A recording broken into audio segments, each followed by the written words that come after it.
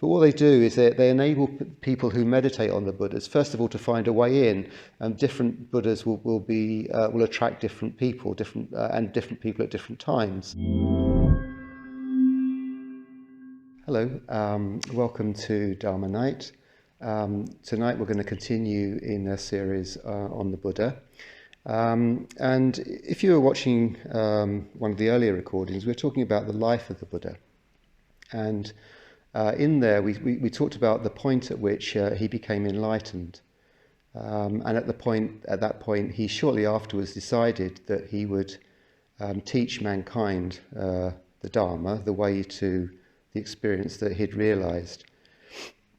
And after he made that decision, very shortly after he made that decision, he collected very quickly followers from all walks of society, followers from other fellow ascetics and spiritual wanderers, from farm labourers to merchants to royalty. All sorts of people were attracted to the Buddha and his teaching, including some people who were pretty advanced already in their spiritual practice. They'd already been spending many of the years of their life on spiritual quests, including Shariputra and Moggallana, who the Buddha recognised as being important disciples of his, who would be important disciples of his. And throughout his life, even his most advanced followers would wonder about the essence of what the Buddha actually was. You know, he was a man like them, but he wasn't a man like them. And they said that, you know, that they found it hard to fathom him. In fact, they called him the unfathomable, like the great ocean. And this sort of mystery or wonder about the actual true nature of the Buddha existed throughout his lifetime. In fact, it still exists. And for many hundreds of years after his death, after his parinirvana, people wondered about the nature of the Buddha and wondered how to view him. And eventually a sort of doctrine arose, which is called the Trikaya.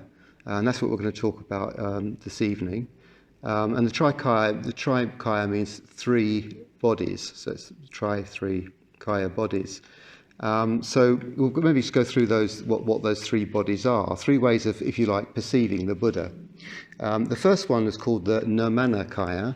Nirmana meaning created or transformation. So it's a body of transformation or the created body. And this was like the historical body, if you like, the historical person of the Buddha. So the Buddha was born as we are born. He was lived a life of a sort of normal human lifespan. He got ill and he died, as all human beings do. And in this sense, he was known to all people who you know, everyone, non-Buddhists who are aware of the Buddha, and all Buddhists would be aware of the Buddha in that sense. You don't need any sort of special state of consciousness, if you like, to recognise anything other than the historical Buddha. And we talked about the Buddha's lifetime, you know, in an earlier Dharma night. So the next body or way of perceiving the Buddha is called the Sambhogakaya. And the Sambhogakaya means the glorious body or the body of mutual enjoyment. And to perceive the Buddha in this way, one needs to be able to enter into very high levels of consciousness, or in high states of meditation, absorption in meditation, a state called samadhi.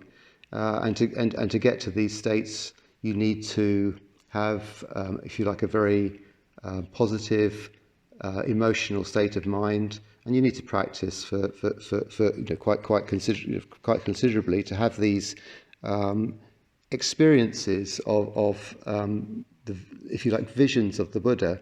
And so after the Buddha's parinirvana, you know, people for centuries would contemplate the Buddha. They would try to get back into touch with him, and it's quite a natural thing, isn't it? You know, that the Buddha clearly had teaching which was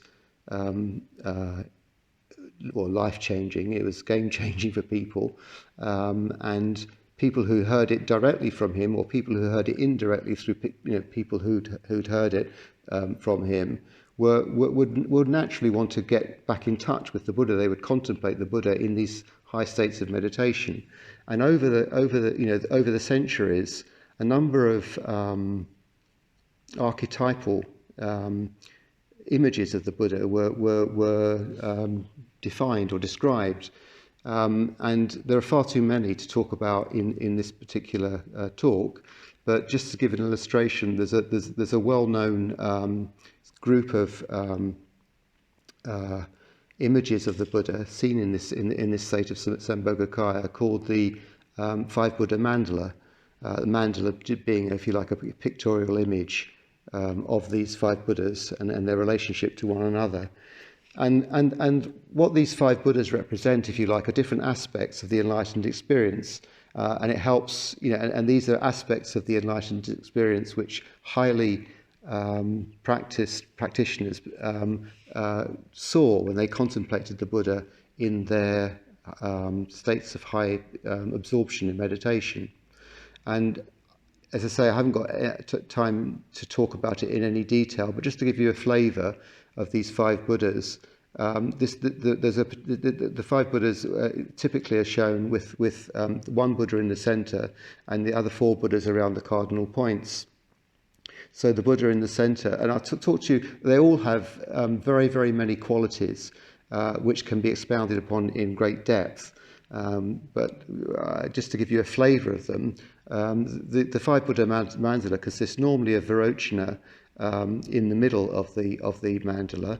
Virochana being a white Buddha called the Illuminator, and I'll talk a little bit about just maybe their emblems and their mudras. So their mudras being their hand gestures. So the Virochana has this hand gesture called the Dharma chakra, where he holds his hands in front of his chest, both hands in front of his chest, and the Dharma chakra is the turning of the wheel of the Dharma, and it represents the first teaching of the Buddha to the five ascetics. The Buddha to the east is Akshobhya. Akshobhya is known as the imperturbable Buddha. He's a deep blue Buddha, and his mudra is a hand gesture of touching the earth. And we talked about that during the Buddha's enlightenment. It's basically it's an indication of great confidence in his own practice and his relationship with reality, and that's the mudra of Akshobhya. And to the south, the Buddha is Ratnasambhava. Ratnasambhava is a golden yellow colour, and generosity is the quality, the chief quality of Ratnasambhava. And his mudra is an open-handed gesture. It's very much like the earth-touching gesture of Akshobhya, except that the hands turn the other way to indicate, if you like, open-handed generosity. And then if we go to the west, the Buddha is Amitabha. Amitabha is a red Buddha. His mudra is a meditation mudra where he holds each hand one in the palm of the other. And his chief quality is that of love. And then if we move to the last Buddha in the north, it's a Moggasiddhi. Moggasiddhi is a dark green Buddha. And his mudra is the mudra of fearlessness, where his right hand's raised up to his shoulder level in a gesture of fearlessness. So of course, that's very, very, very sketchy, very, very sketchy. And each of these Buddhas have far more qualities, each of which can be expounded upon, as I say, in great detail. But what they do is they enable people who meditate on the Buddhas, first of all, to find a way in. Different Buddhas will attract different people, and different people at different times. These certain qualities will, if you like, will be things which people can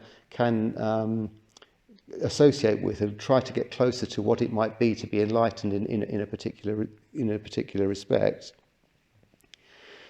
So in the Sambhogakaya, then these are views of the Buddha, which are, if you like, imaginative glimpses of reality, you could call it. And they're highly elaborate, and there are hundreds of them. So the five Buddha mandala is just an example. So the last kaya is the Dharma kaya. and that's the body of truth, or the body of reality.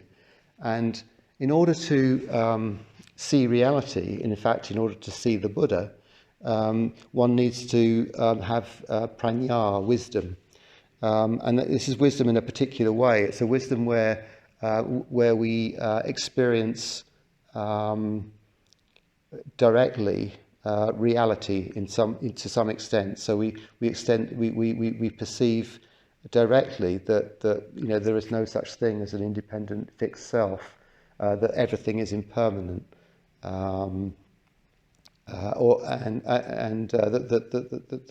we all experience suffering, that our lives involve suffering, that ultimately that we don't actually know why we're here. We don't know what our existential point is. So when we have direct experience of these things, we have insight, and with the extent to which we have that insight, we can engage with reality and see the real Buddha. And the Buddha himself experienced reality, and he, as we said at the beginning, decided to teach people the way to experience it for themselves. So the Buddha fully realized reality, and it was revealed by him and through him to us. So the three kayas then represent a progression, if you like, from the physical Buddha, the Nirmanakaya, where our ordinary consciousness is able to understand and comprehend that, to the Sambhogakaya, where we need to have achieved high states of consciousness in samadhi. We need to have, if you like, achieve some degree of calming of our negative emotions, our unwholesome emotions, to the Dharmakaya, where we need a degree of wisdom, a degree of insight into reality, before we can engage with that particular body of the Buddha. So there's this progress, and I think, in the book, Sangha actually talks about as we progress through these different perceptions, we take off veils from our eyes, if you like. We uncover our sight until we can see ultimately reality, which is quite an exciting sort of prospect, I think. So finally, in the chapter in the book, the Three Jewels by Sangharashta, he says the Trikaya is not an abstract metaphysical speculation, but an attempt to systematically explain the deepening experience of the devotee. Hello, Vilayanagar. I'm sorry I didn't introduce you at the beginning, but here you are.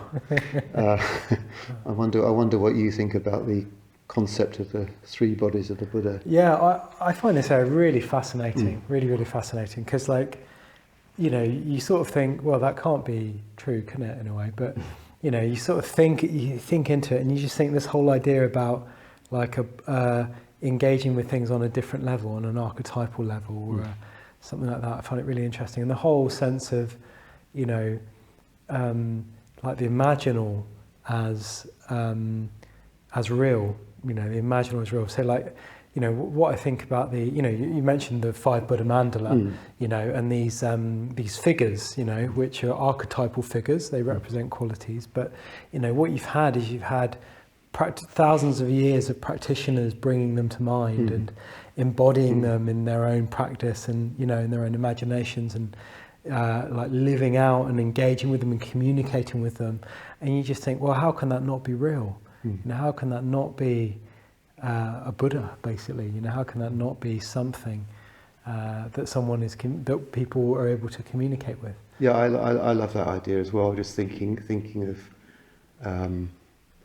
highly intelligent, accomplished sort of sages, spending the bulk of their lives in deep meditation and communicating their experiences to others, and coming up with these almost like agreed sort of presentations, because there are sort of hundreds of, I don't know how many there are, but there certainly are very many of these images that we can find, and to think that they're the shared experiences of these meditative experiences of these devotees is really a treasure, isn't it? It's a real treasure that we have access to.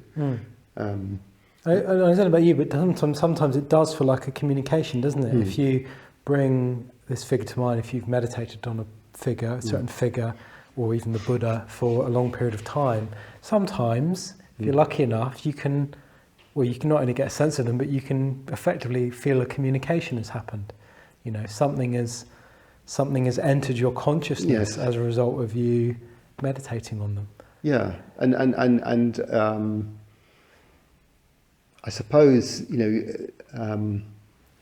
something that also niggles at the back of my mind is that, is that true? Am I really having that experience? Am I brainwashing myself? But my I suppose faith actually says that I'm not, and that I'm opening up. This is a way of a discovery, isn't it? We're exploring actually the possibilities of our minds. We're not, in expressing the wonders actually of the mind, aren't we? And the fact that it's maybe not just we can communicate with others, and that we're not perhaps this separate mind, isolated from everything else. Yeah, I mean the whole idea of the Trikaya in a way, and having the different levels that you talk about the Buddha on the three levels, but hopefully we exist at some level on those three levels. We have our physical being here, our physical consciousness here. Well, is there more to us? Is there more to us? And it is interesting. Where does that come from? Where does that communication come from?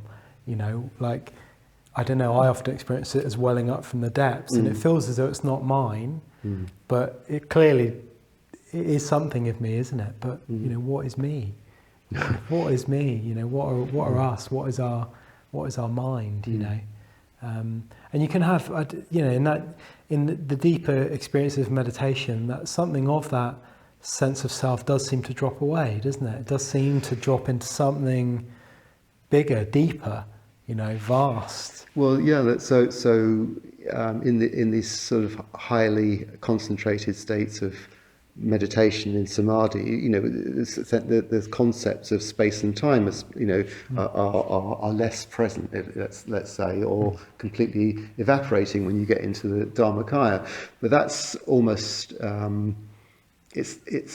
it's almost impossible to understand what that means, isn't it? I mean, to actually imagine a world without space and time. But yeah, when we go into meditation, sometimes there's definitely a sense that the time's immaterial. Actually, it has no importance, and we can feel physically huge or tiny or mobile or still, and those things are and they're not really that important either. It's just a different sort of way of experiencing the world. Yeah. I mean, another, I'm not sure what you called it, but another way of talking about the Samogakaya is the bliss body, isn't it? The body of bliss. And, I find it really interesting, not everyone gets it, but I get quite a lot of body kind of rapture sometimes in my body. I get a lot of tingling and stuff like that. And, not everyone gets that, but I feel it very, very strongly sometimes in deeper meditation. And I think, is this something of the bliss body? Is this kind of because it's not like they're all completely separate in a way, but it does. You do feel bliss, don't you? You can get that bliss. Sort of a physical experience. Yeah, that's right. And it can even be quite, can be quite kind of elaborate or even quite subtle, and it does feel like almost inhabiting a body of light or something, a body of bliss. I love the sort of sense of movement, in that, as it progresses, as you progress through a meditation, let's say, but also the Trikaya is a progression, isn't it? And this idea that, and I love the sort of metaphor of taking off veils, and in a sense, it's like we're revealing something which is there, but we're just so fixed in our way of seeing things We're so we constrain ourselves so much in our views, and if we are brave enough and to actually open the doors, then we experience so much more. And actually, well, if we can't explain it, well, that's too bad, really, isn't it? I mean, it's experience, isn't it? That's something to really relish. I'm mindful of the sort of exercises that we do on like Life of Attention, like the course you just led, where we tell people to walk to, well, it used to be walk to work, didn't it? We're not doing that anymore, but do you know what I mean? Go for a mindful walk in a way, and rather than just try to get from A to B, actually stop and look around. And the dramatic difference in experience you can have in just sort of stopping and, do you know what I mean, opening up. Like it's a really good metaphor, isn't it, for this kind of depth of experience. Like the sense of our experience, the different layers of experience are always there, but we need to sort of open up to them. And if we do, it can be absolutely astounding what's there. Yeah, and it's incredible, isn't it? How we can. I think we all have those sorts of experiences where maybe we haven't actively gone out and done a mindful walk, but we find ourselves in a mindful state, for whatever we're doing, and we experience life much more fully. But somehow we can sort of just forget that and get back to the normal mundane way of looking at things. Yeah. And it's sort of surprising how we can let ourselves forget, isn't it?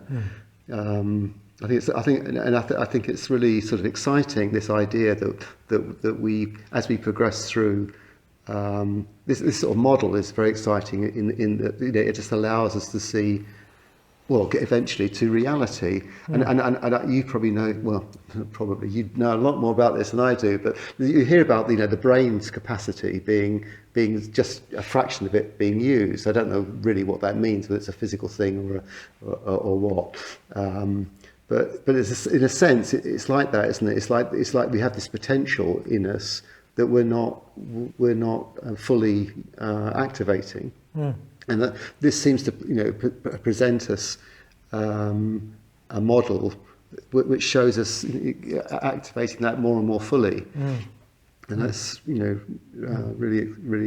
that's an adventure, and a really marvelous adventure. That's right. Yeah, and I love, like we often talk about mindfulness, but another way of kind of rendering it is remembering, isn't it? In order to be mindful, we need to recollect or recall or remember. So it's sort of like that. I love that sense of just we have to keep reminding ourselves to do it, and at some point it just becomes kind of habitual. Yeah, and that's where we need to have regular practice, isn't it? We need to meditate regularly, and eventually, little by little, the pot will fill. Yeah, that's right. Anyway, I think we've done to the end. Done our time. Thanks very much, Rina. That's right. Yeah, nice to talk to you. Yeah. Great. So I hope you enjoyed that Dharma Night talk. So if you did enjoy it, if you're enjoying our videos, I just want to ask you or encourage you to think about making a donation to the Brixton Buddhist community. We're a UK charity that relies completely on your donations to run everything here.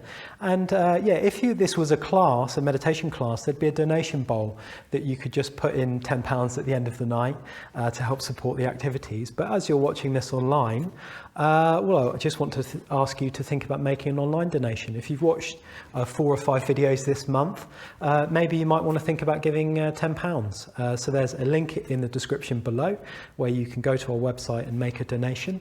And if you want to keep giving and you don't want to worry about making that donation every month, well, you could just set up a standing order, a monthly standing order. That would be really, really helpful. I want to suggest something of the region of maybe £10 or £20 a month if you're able to do that. And that would be really, really helpful and help us keep producing videos like this one. Thanks for listening. Take care of yourself.